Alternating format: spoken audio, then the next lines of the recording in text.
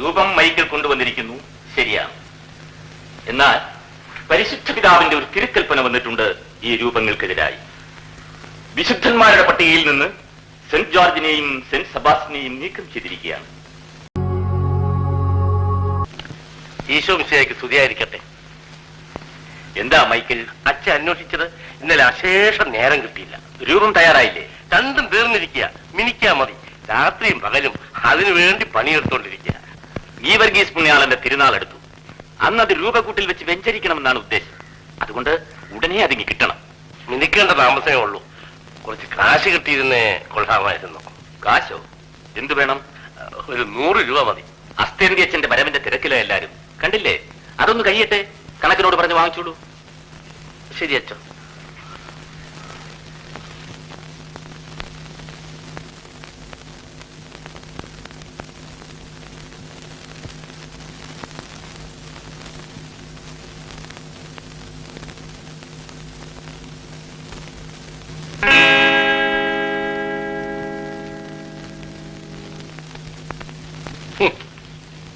ദൂരെ നിന്ന് നോക്കിയപ്പോ ഞാൻ പേടിച്ചു പോയി. ഇതെന്താണെന്ന്. ആരുടെ ഒരു സംഭാവനയാണ്? ആ, ചേട്ടത്തിയുടേതായിരിക്കും. അല്ലെന്ന്, ഇത്തരം കുരുത്തക്കേടുകൾ മിനിയേ ചെയ്യുള്ളൂ, അവളായിരിക്കും. പിന്നെ ഇങ്ങോട്ടൊന്ന് വന്നേ. ഇവിടെ ഒരാൾ എത്ര നേരമായി കാത്തിരിക്കുന്നു. ഈ കൊന്ത ആരാണ് ഇതിൽ കൊണ്ട് നിട്ടത്? അയ്യോ, നമ്മുടെ മോടം എടുക്ക. ഗോവേന്ദയിലെ ഹില്ലാരിയത്തിന് ഒരു കൊന്ത കൊടുത്തു. കൊന്ത നമസ്കാരം എത്തി ശീലിക്കണമെന്ന്. കൊന്ത നമസ്കാരത്തോടുള്ള ബഹുമാനം കാണിച്ചിരിക്കുക മകള്. ശരി, നീ വിഷമിക്കാതെ. ഞാൻ ഈ പുണ്യാളന്മാരുടെ രൂപങ്ങൾ കൊണ്ട് പള്ളിയിലോട്ട് ചെല്ലട്ടെ.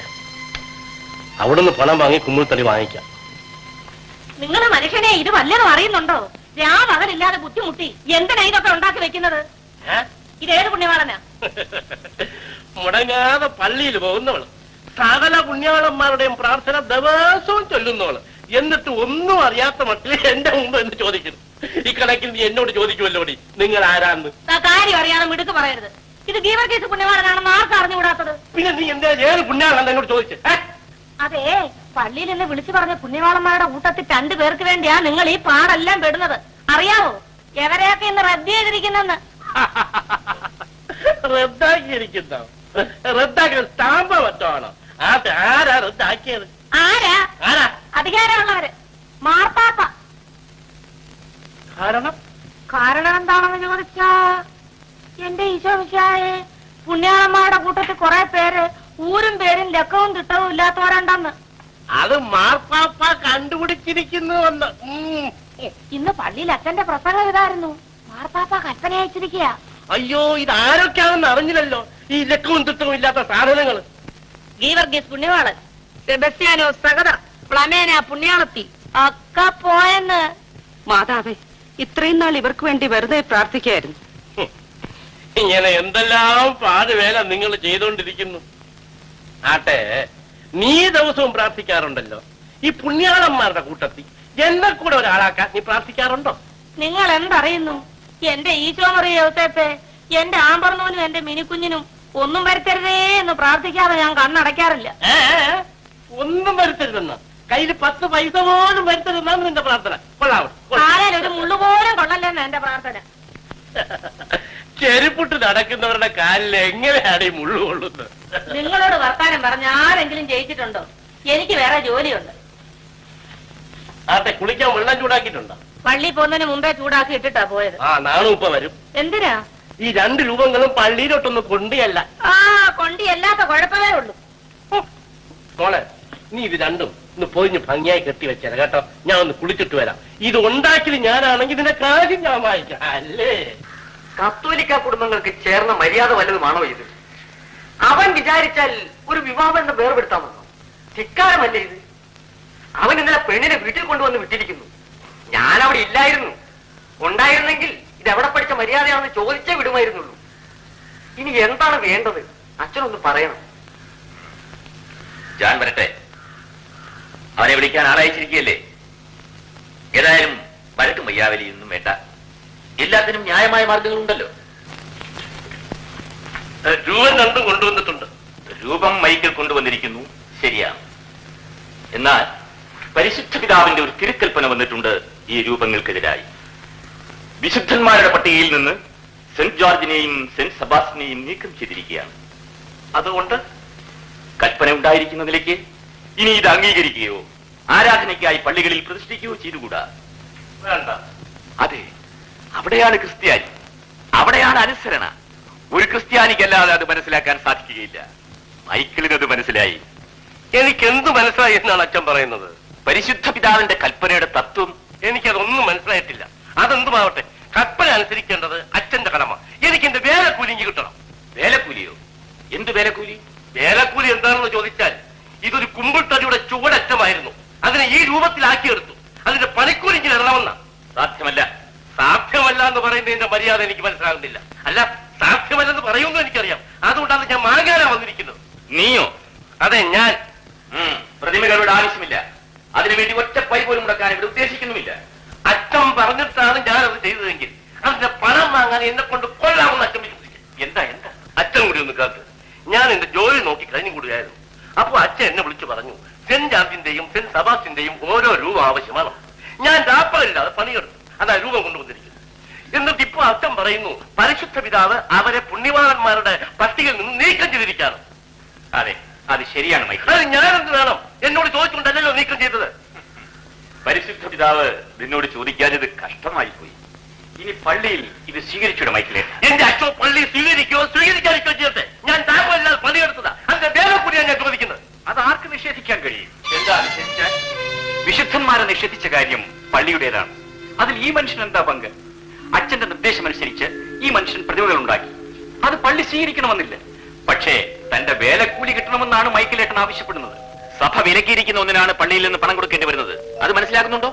വേലക്കാരുടെ മൗലിക അവകാശങ്ങളിൽ ഒന്നാണ് വേലക്കൂലി. സഭയുടെ ഹിതാഹിതങ്ങൾ നോക്കിയല്ല അത് നിലകൊള്ളുന്നത്. ലേബർ ചാർജ്, ബോണസ്, പ്രാവിഡന്റ് ഫണ്ട് ഇതൊക്കെ നിശ്ചയിക്കുന്ന ആരോട് ചോദിച്ചിട്ടാ? സഭയോട് ചോദിച്ചോണ്ടല്ലേ? നീ ചിലക്കണമെന്നില്ല. ഒരു കാര്യത്തെപ്പറ്റി നാം വിധി പറയുമ്പോൾ അതിന്റെ എല്ലാ വശങ്ങളെയും പറ്റി ചിന്തിച്ചിരിക്കണം. കൂലിയെപ്പറ്റി അച്ഛൻ വാദിക്കുന്നുണ്ടല്ലോ. ഈ കൂലിയും വിലയും തമ്മിലുള്ള വ്യത്യാസം എന്താണ്? ഒരു സ്വർണ്ണപ്പണിക്കാരന്റെ കയ്യിൽ നാം സ്വർണം കൊടുത്ത് ആഭരണങ്ങൾ പണിയിക്കുന്നു. അയാൾക്ക് കിട്ടേണ്ടത് അതിന്റെ കൂലിയാണ്. എന്നാൽ ഈ രൂപങ്ങൾക്ക് മൈക്കിൾ ആവശ്യപ്പെടുന്നത് അതിന്റെ വിലയാണ്. അച്ഛൻ എന്റെ കയ്യിൽ കുമ്പിൾ തടി തരാത്ത എന്റെ കുറ്റം കൊണ്ടാണ്.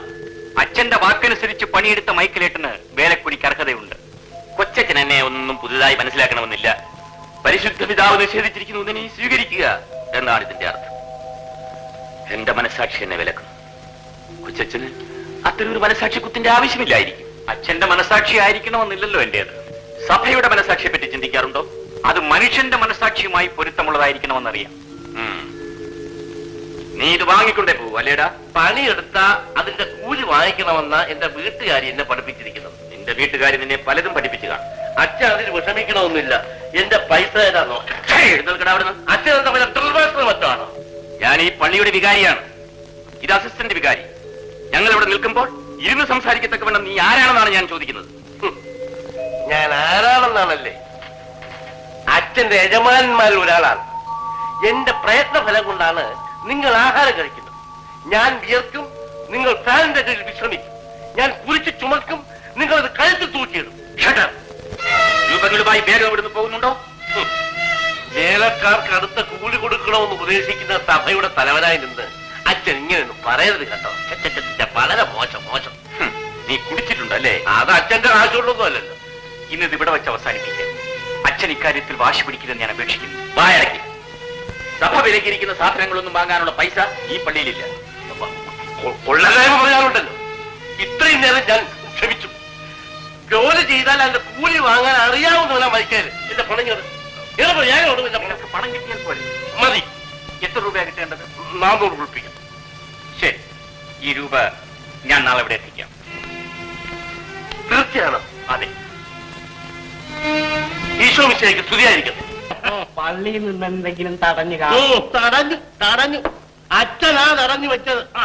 1000 രൂപ കൊണ്ട് പള്ളിയിലേക്ക് വരുന്നത് ഞാൻ കണ്ടല്ലോ.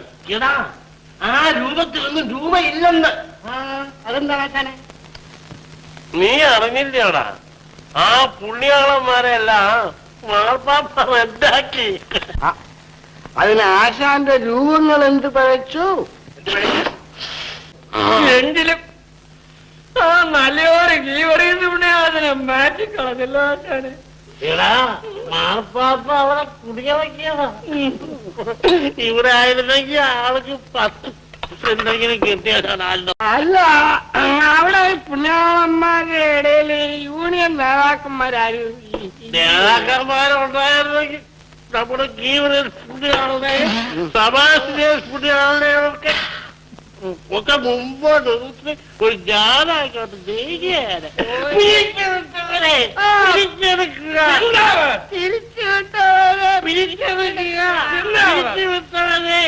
സമരം വരെ വിജയം ചെയ്യും. നിങ്ങൾ ഇതൊക്കെ അങ്ങ് വിശ്വസിച്ചല്ലോ എന്റെ ആശാനെ. ഈ പുണ്യാളന്മാരിരിക്കുന്ന പള്ളി എത്രയുണ്ടെന്നും നിങ്ങൾക്ക് വല്ല വിശ്വാസമുണ്ട്? അവിടെയൊക്കെ ലക്ഷക്കണക്കിന് നടവരവ്. ഒരു ദിവസം നേരം വെളുക്കുമ്പോ ഇവരെയൊക്കെ അങ്ങ് ഉപേക്ഷിക്കണമെന്ന് പറഞ്ഞാൽ വല്ല നടപ്പുണ്ടോ? പക്ഷെ ഒരു കാര്യം ആശ്വാസമായി, ഒറ്റ വെള്ളമില്ലാതെ വീട്ടിലെത്തി ചെന്ന് കേറാം. അതെന്താ ആശാനെ? അയ്യോ, സന്ധ്യാമണി അടിച്ച സർവ പുണ്യാളന്മാരെ ഒന്നിച്ചു വിളിച്ചു പ്രാർത്ഥന അങ്ങ് തുടങ്ങും. ശുദ്ധമാണല്ലോ. ഞങ്ങൾക്ക് വേണ്ടി പ്രാർത്ഥിക്കണമേ.